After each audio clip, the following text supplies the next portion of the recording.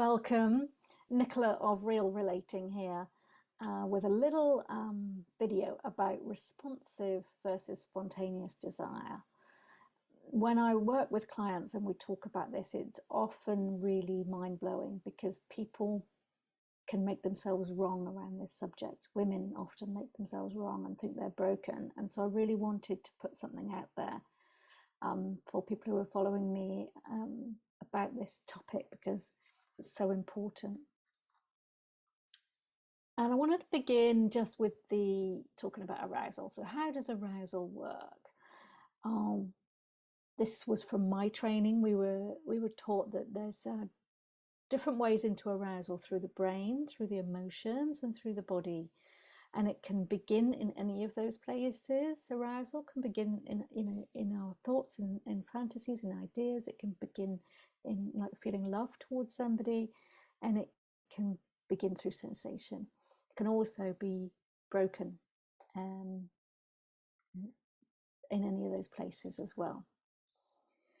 So Masters and Johnson, back in the 60s, they were pioneers of sexual research, and they came up with this idea that arousal went through these stages of excitement and then into a plateau and then into an orgasm and then into resolution. And for a long time, that was what was considered to be correct, considered to be what was scientific research about arousal.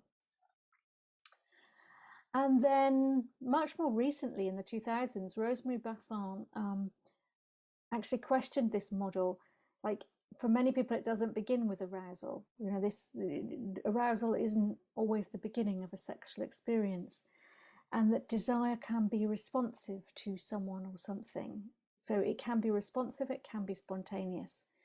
Desire might become before or after arousal.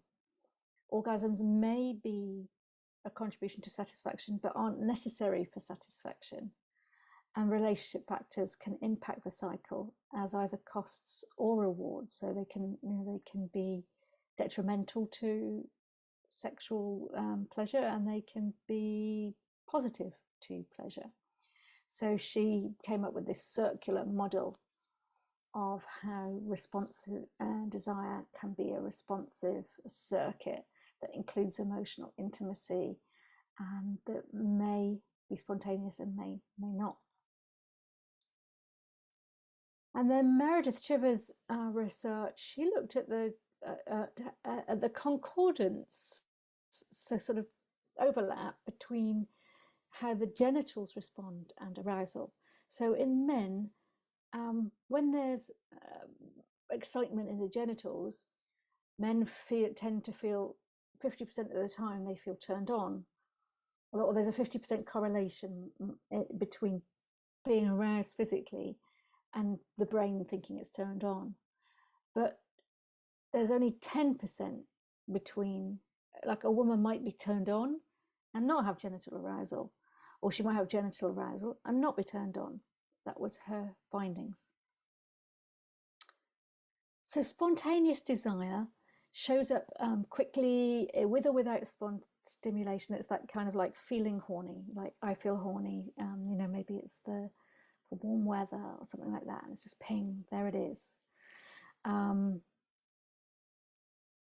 According to the research in Come As You Are by Emily Nagoski, there's some figures in there about spontaneous desire, that 75% of men experience spontaneous desire, as well as 15% of women, and 25% of men, and the vast majority of women do not experience spontaneous desire. That's kind of fascinating, right? Because it's a big difference, but also, if 85% of women don't experience spontaneous desire, then, how do they experience sexual pleasure? Well, responsive desire is when we respond to stimulation. So meaning something sexy happens and our body responds. So somebody initiates something and the mind and body enjoy that stimulation and want more of that feeling. And that's much more, many more people have that experience. 30% of women experience responsive desire. But there's a large percentage of people who don't fall into responsive desire either. So then there's another category, which is contextual desire. Contextual desire is when the circumstances and the environment impact the ability to feel desire. So we all know, it can be hard to feel sexy if we are, if there is things that get in the way, like kids being in the next room, or having a massive deadline at work, or feeling not very well, or just ate a huge dinner. Sex is not on our minds then. So what Emily Nagoski said was that most people, regardless of gender, have a blend of responsive and contextual desire, and for some, desire is spontaneous. And I just wanted to get that message out there, because so many women come to see me and they think that they should feel spontaneous desire, and their partner feels spontaneous desire, and it's kind of saying to them, well, why aren't you horny, and why aren't you up for it? And just knowing this difference, this fact that not everybody feels like that, and sometimes we need to have the conditions right, the context right, that there's nothing the partner's doing wrong, but this is just how our bodies work, is that we need to be invited in, and for some touch to start, and for the context to be in our favor before we can feel that arousal kicking in. Yeah, so I hope you found that interesting. There's more about it in my blogs and in my other content. So big message, context does matter. It's important to figure out what context you need in order to feel like you can be sexual.